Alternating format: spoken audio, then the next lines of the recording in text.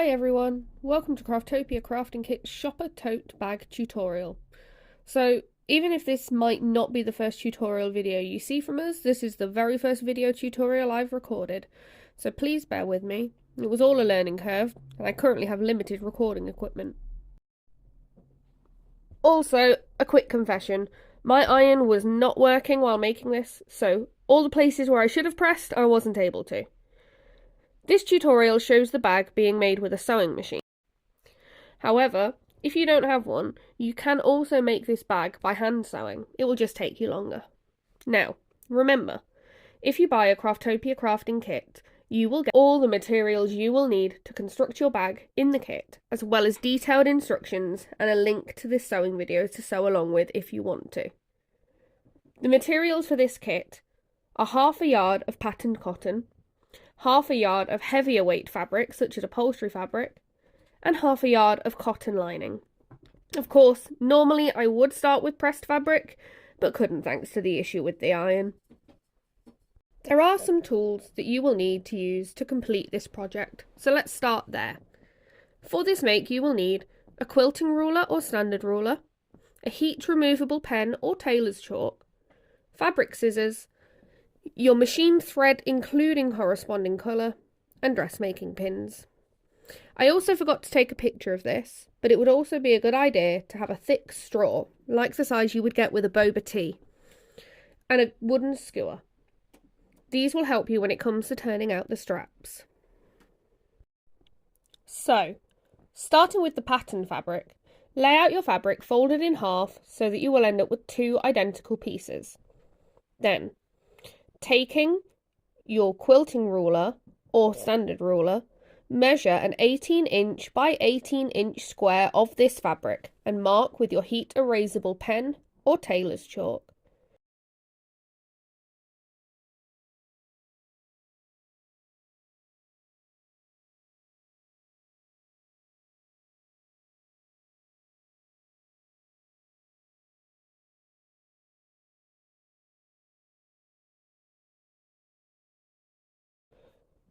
Cut this out using your fabric scissors so that you get two identical pieces.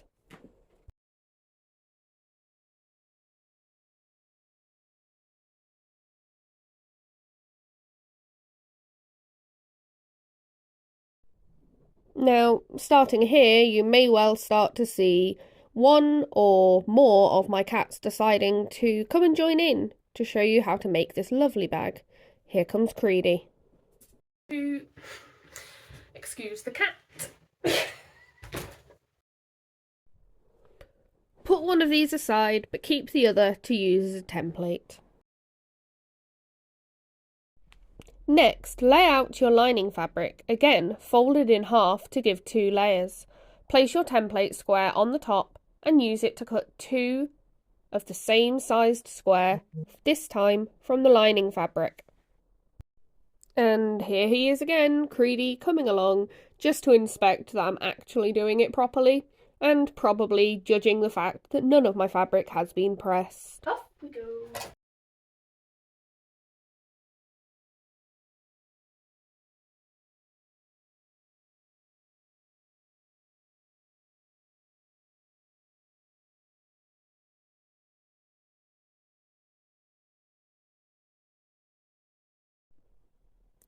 Finally, taking the upholstery fabric, do the exact same process to give you two squares of this too.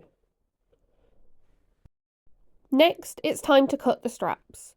For this make, you will have two shorter straps from the upholstery fabric and one much longer one from the lining fabric. Take the offcut of the upholstery fabric and fold it in half, just as you did before. Then, using the quilting or standard ruler, measure and mark two 3-inch strips on this fabric. Then, lay the upholstery fabric on top of the lining fabric. You can then cut these straps out with your fabric scissors and discard the last piece, because you will no longer need it. Now you should have two lining strips, two upholstery strips, and two squares of each of the three fabrics. Of course, Creedy had to come again just to inspect to make sure that I did in fact have all of my pieces. Now it's time to start putting the pieces together. We're going to start with the upholstery fabric.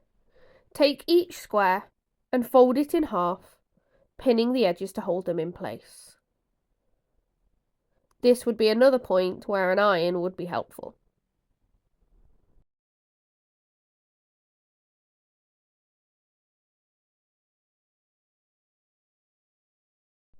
Then you're going to fold it in half again and get your quilting or standard ruler. Of course, after making sure that the cat didn't knock your fabric off.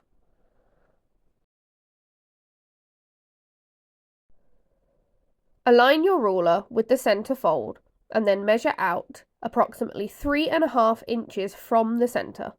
Mark this in 2 places, including the top edge.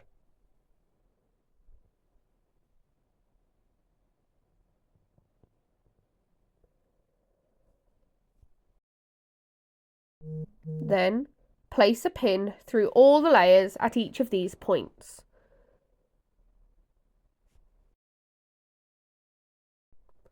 Flip the piece over and use the location of the pins to transfer these marks onto the other side. Then remove those pins and open it back up. Repeat this with the other upholstery piece, and then put both of these pieces aside for later. Next, we're going to make the straps. Taking a strip of the upholstery fabric, open it up and then fold it in half long ways. Pin this in place along the whole length. Repeat this with the second upholstery strap.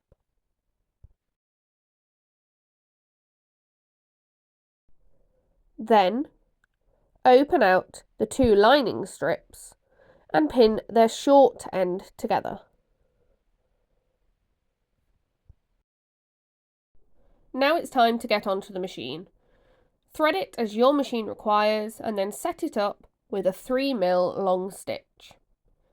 Now, sew along the entire length of each of the upholstery straps.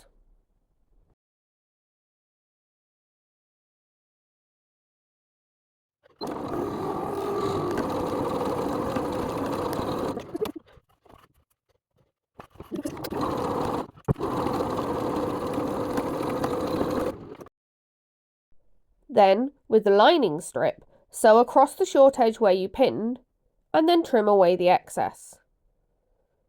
Then fold the long strap in half lengthways, pin and sew the full length, just as you did before.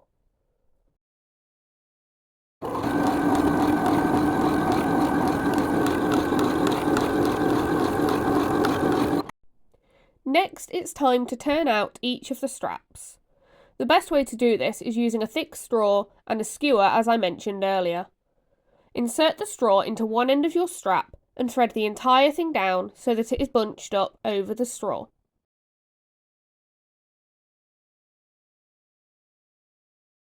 Then, take your wooden skewer and using the blunt end, use it to push the fabric of the strap into the top of the straw. Continue pushing this, moving the bunched up fabric up as needed until the fabric and skewer pop out of the other end of the straw.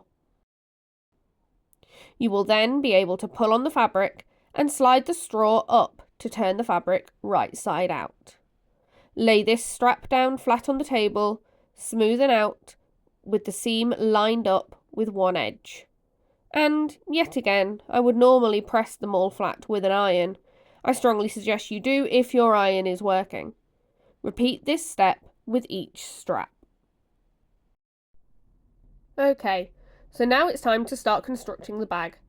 Bring back the upholstery fabric square that you folded in half and marked, and taking one of your straps, line the edge of the strap on the inside of the mark you made at the edge of the fabric. Pin it in place, and then being careful not to end up with a twisted strap, line the other end of the strap with the inside of the mark you made on the other side.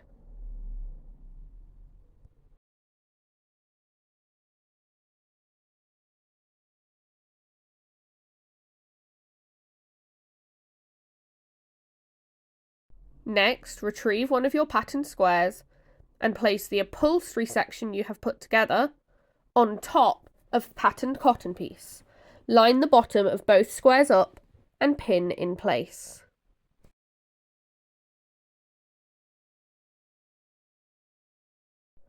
Next, stretching the straps up in a straight, smooth line, pin them to the patterned fabric.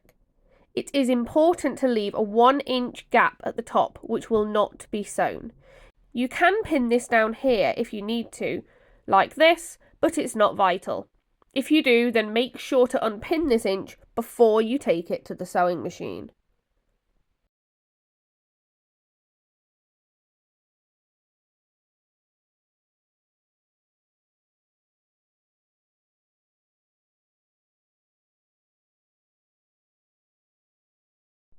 At the sewing machine, make sure that your top stitch thread is installed and then set your stitch to between 4 and 5 millimeters. I'm going with 4 millimeters today.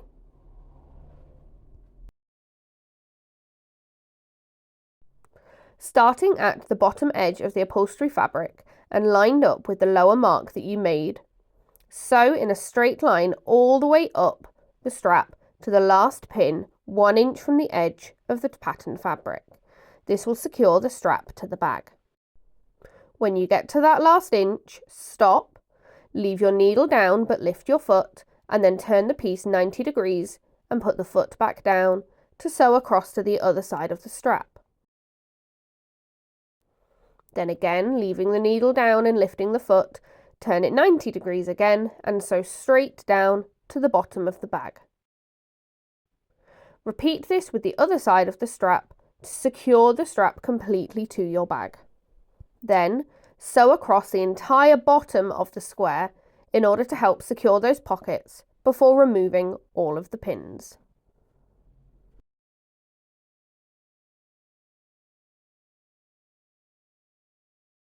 Now it's time to neaten up the rest of the strap. Again, this is easier if it was pressed first. Fold that 1 inch of pattern fabric back down out of the way, pin it if needed. Starting at the bottom edge of one of the straps where it meets the pattern fabric, make sure that it is smooth and flat and then sew around the entire strap 2 to 3 millimeters from the edge. Repeat this with the inside part of the strap. This will make it stay laying flat and strong when in use. You now have one side of the finished bag ready with 3 pockets already sewn in place. Obviously, you're going to repeat these steps to make the second side. Once both identical sides have been made the same, put them together on your table with right sides facing each other. Starting at one side, line the point up on each piece where the top of the upholstery fabric pocket begins. This will allow you to make sure that you have one neat continuous pocket around the edge. Then pin the rest of that side. Repeat this with the other side of the bag, again lining up the top of those pockets to make sure that everything is aligned when complete. Once the 2 edges are both pinned, then you can pin the bottom too. Set your machine for a 3 millimeter stitch. This row needs to be really strong as it will hold the weight of whatever's in your bag once it's completed. Here comes another one of my cats. This time it's Minnie to see what's going on. Minnie Moo. Come on. Starting at the top edge, sew around the 2 sides and bottom of the bag. It's important to reinforce the point where the pocket begins. To do this, when you get to the pocket edge, reverse the stitch for about 1 inch and then sew forwards again until the corner. Repeat this when you get to the other side too.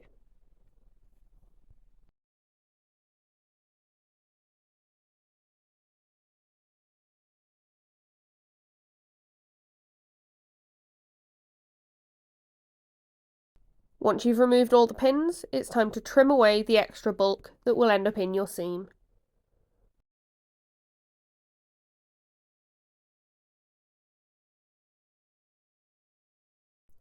Now it's time to make the box corners for the bag to be able to stand up. Put your hand inside the bag and pull the corner of your bag so that it lays flat on itself, like this. Line the seam up on each side so that it is equal. Then, Taking your ruler, measure approximately 3 inches from the point and then pin across at this line. Repeat this same measurement on the other side. Then, fold open both of the seams on the fabric to prevent too much bulk in your seam, and then sew across with the 3mm stitch.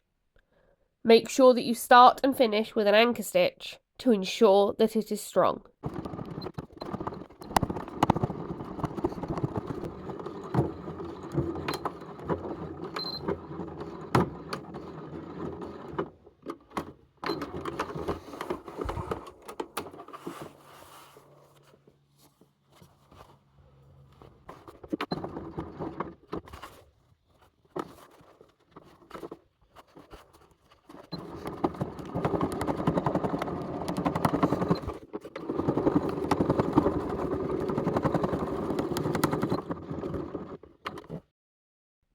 Then cut off the excess fabric. This will be more difficult because of the amount of layers of fabric in each of these corners.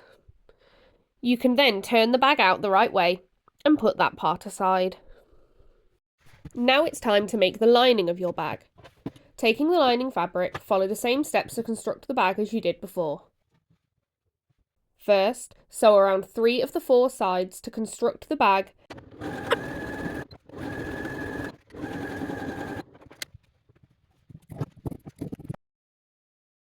And then fold the corners flat to sew across for boxed corners at the same 3-inch mark.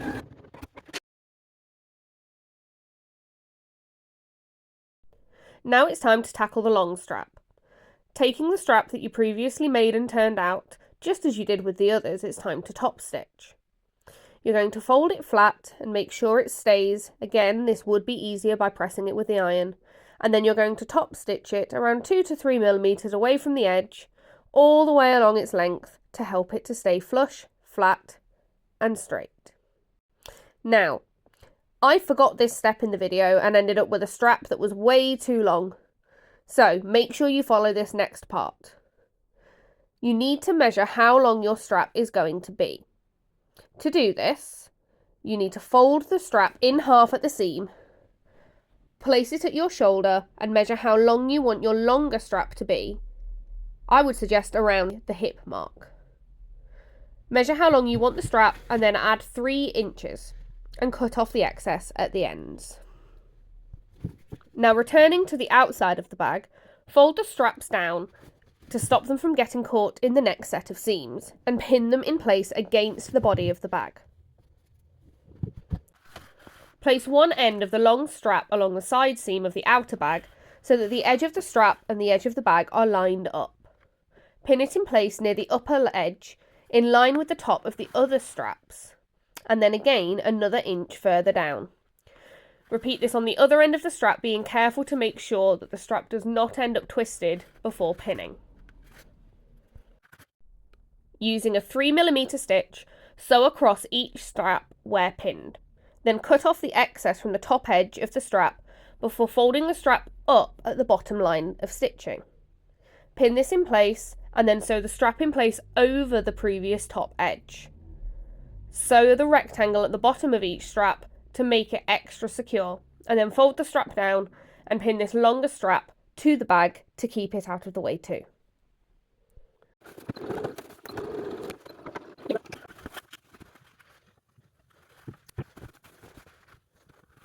Now it's time to put together all of the pieces of your bag.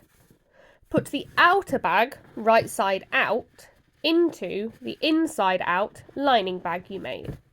Then, line up the side seams on both and pin in place.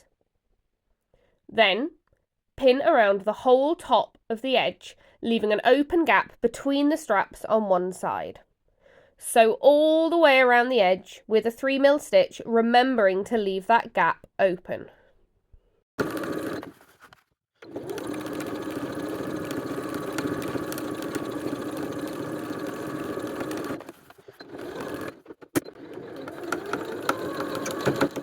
Now here's a fun fact for you. Even though placing your pins horizontally can make it easier to sew continuously with a machine without removing the pins, because the sewing machine should go over each side of the pin, It is not foolproof. So a couple of inches from the end of my sewing, my needle snapped and I had to replace it. Anyway, after sewing around that last little couple of inches, I took out all of the pins and cut off the excess around the top. Now we're almost there. Reach through the gap you left in the top of the bag and pull the outer part of the bag through to the outside. Then pull the lining through too, so that now all of the seams are trapped in between the two layers of fabric and all of the neat edges are facing outwards.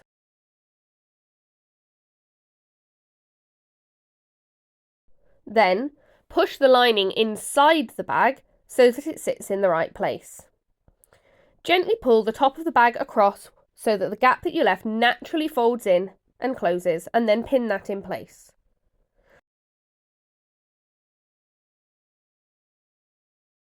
Remove all of the pins that previously held the straps down in place and pull all of the straps up so that they are now in the correct position.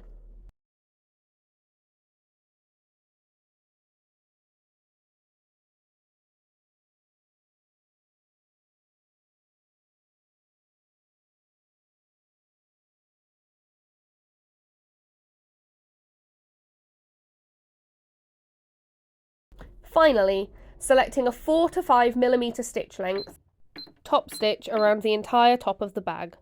Greedy. Of course, as I completed the bag, I did have my little overlord keeping watch over me just to make sure that I kept the quality high. This final line of stitching, which will go over all of the straps around the top of the bag, will make sure that everything stays in place and is nice and strong.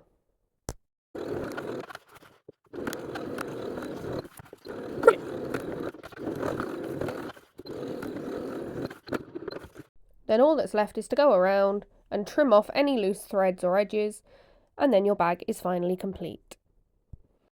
This is a perfect bag to take shopping with you, or to the beach, or even use for hobbies. Like this, the bag is soft and can be folded up and put into a pocket or handbag. If you did want to make it more sturdy and handbag-like, all you would need to do is apply a medium weight fusible interfacing to the pattern fabric before any of the sewing.